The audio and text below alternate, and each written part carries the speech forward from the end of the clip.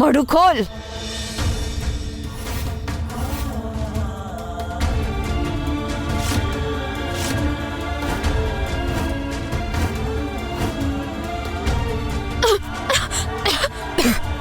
ચલ મોડેથી ચાવવાનું શરૂ કર. અરે રજની, ભગવાનનો ડર તો તારા મનમાં રાખ. દેવી માં બધું જોઈ રહ્યા છે. આજ તો સમસ્યા છે પંડિતજી. મારી ખરાબ હાલત તો માતાને દેખાતી નથી કે મારા પાલવમાં તો કાણા પડી ગયા છે, પણ ક્યારેય માતા તરફથી 2 રૂપિયા પણ નથી પડતા મારા ખોળામાં. હવે તો એવું લાગી રહ્યું છે કે લોહી વેચીને 4 પૈસા કમાવાનો વારો આવી ગયો છે. પણ ના, લોહી તો બધું તારી છોકરી પી ગઈ છે.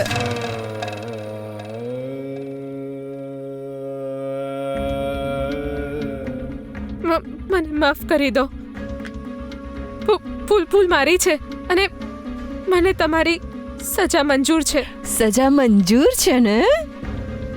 આ વાત અત્યારે ને અત્યારે પૂરા કર. બેસ બેસ.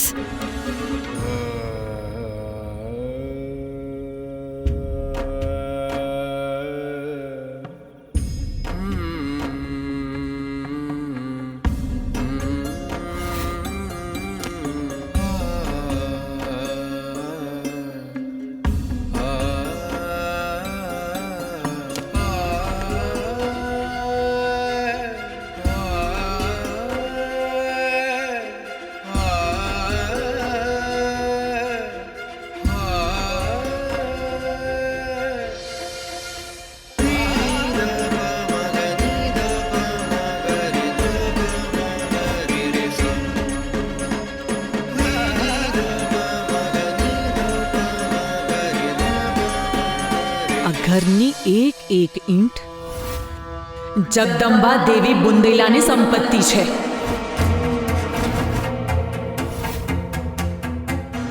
આજે મોંઘી મોંઘી સાડીઓ, આ ઘરેણા, આ ઘરમાં જે ઇજ્જત તને મળી રહી છે ને, એ પણ મારા કારણે છે.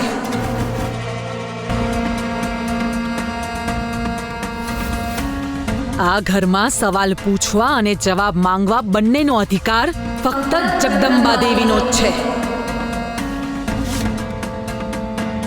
મારી દીકરી આ ઘરમાં ક્યાં સુધી રહેશે એ પણ ફક્ત હું જ નક્કી કરીશ.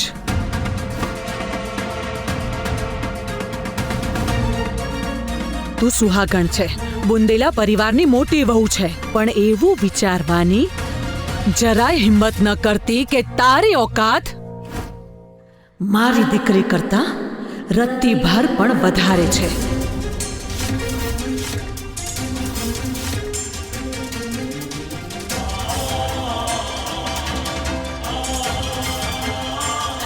માતાજી, પણ વાત પૂરી.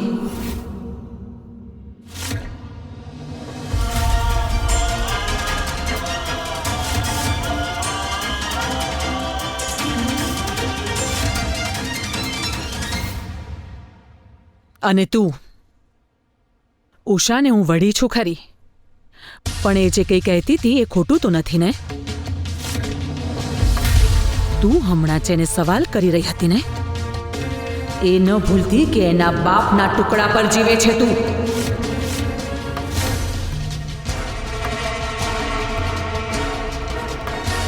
તારો સ્વભાવ એવો બનાવીને રાખજે કે મારા ગયા પછી ક્યાંક એવું ન થાય કે તારી ભાભીઓ તને રસ્તા પર ભીખ માંગવા માટે છોડી દે. તું મારી દીકરી છે, પણ તારા કરતા વધારે મને મારા પૌત્ર પર ભરોસો છે.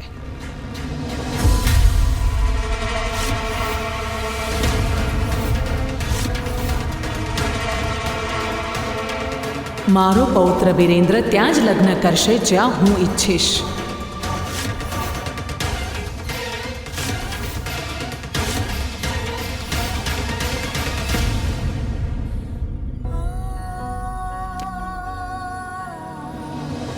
ચાલ બેટા, હવે બહુ થયું. જા બેટા, જઈને તારા માટે રજાઈ લઈ આવ. ચાલ બેટા, આવી જા.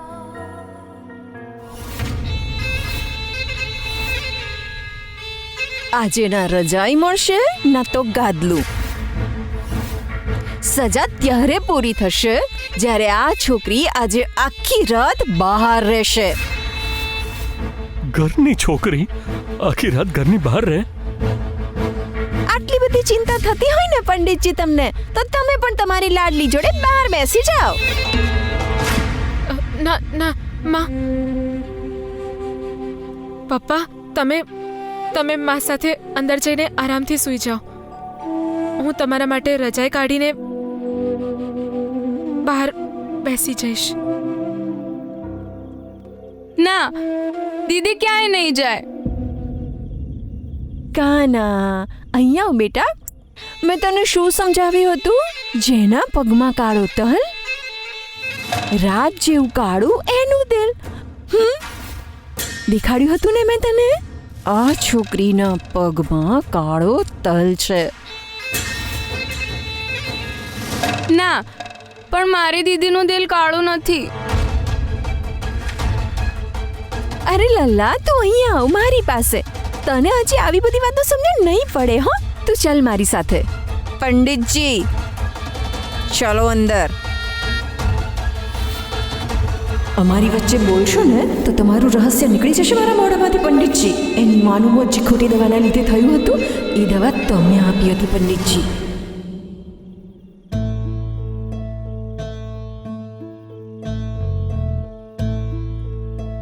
ચલો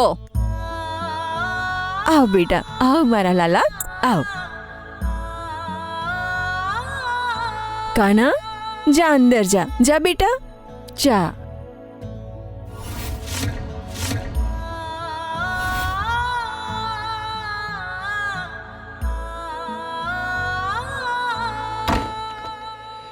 ચાલો અંદર પંડિતજી. હે માતા, મારી ગૌરીની તકલીફ હવે મારાથી જોવાતી નથી. જલ્દી તમે આના લગ્ન કોઈ એવા છોકરા સાથે કરાવી દો જેને ખૂબ પ્રેમ કરે, એના ઘરવાળા બહુ જ માન આપે એને. હે ને વિરેન્દ્ર? જી દાદી, એ પણ કંઈ પૂછવાની વાત છે? હું ક્યારે તમારી મરજી વિરુદ્ધ જઈ શકું ખરો? ના માતાજી,